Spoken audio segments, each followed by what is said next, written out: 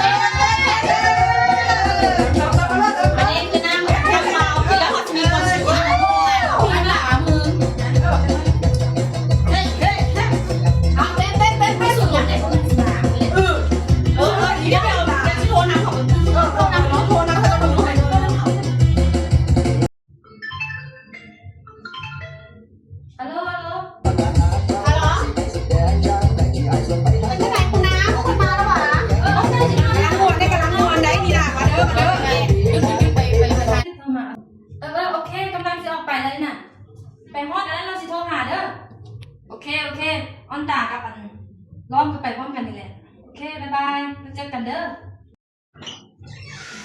เอ้ยสูขอโทษมาเด็กน่ะไปซื้อเขาก่อนให้เราเนี่ยไปมาเด้อไปพร้อมกันเลยมา3 คนเด็กโทรมานั่งอีกแล้วนี่นะ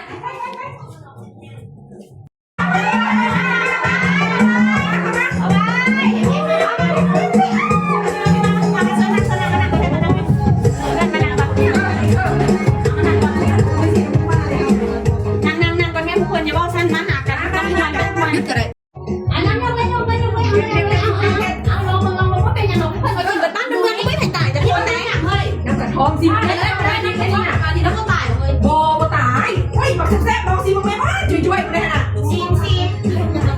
โอ้ยนี่ซีมโอ้ยยาสูบ15กับนักกระท่อมนี่มันที่คนใหม่เลยโอ้ยก็เป็นอย่างเราแล้วพี่พูดเลยจ้ะที่มึงเสียใจแล้วว่าสุขที่ดักเลยเราหลังยานี่กินก็กินโดนแล้วก็เรียกกินกูกินโดนกินโดนเลยโอ้ยเมื่อฉันเอาการขึ้นมาได้อะไรรู้ที่ไม่เอาไปใส่กันลงไม่ได้แหมเราให้ตัวเขาไม่อยากอยู่กับเสียตีเล่นรถกินรถก็แค่แบบเดียวกันเนาะเดียวกันเขาจะเข้าเมืองก็ได้ใครก็ได้เจอกันเด้อบายจะเหม็นหนอกินกับว่าอยากกินขยันตายเกี่ยวมาวันเดียวไหวแล้วไม่อยากจะคิดว่าชีวิตตอนนี้เก่งไม่ดีว่าการวัน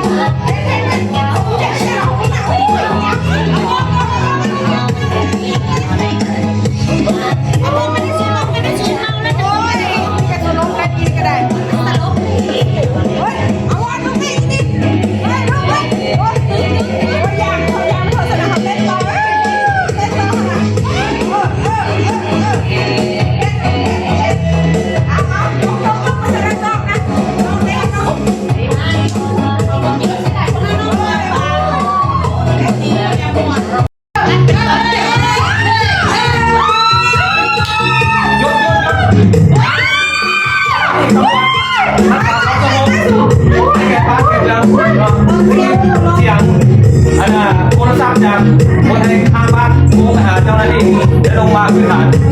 ถ้าบอสเสียงลงกับเพลงลง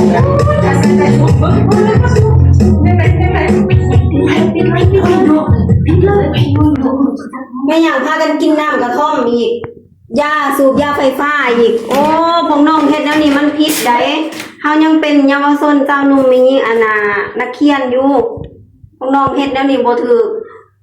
จังได๋หันผู้นางอยู่ตั้งหันโอ้ยเอาก่อนน้องอย่ามันจังได๋สิโทรหาผู้ปกครองมาหับแม่ผู้ฮู้แม่ผู้ดามาได้พวกน้องเพื่อเฮ็ดบทบันทึก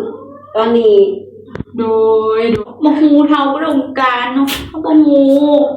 น้ำกระท่อมนี่มันพิษตอนสุขภาพของเฮาหลายอย่างเนาะบ่มีความจืดจำหยังบ่เฮ็ดหยังขี้ค้าน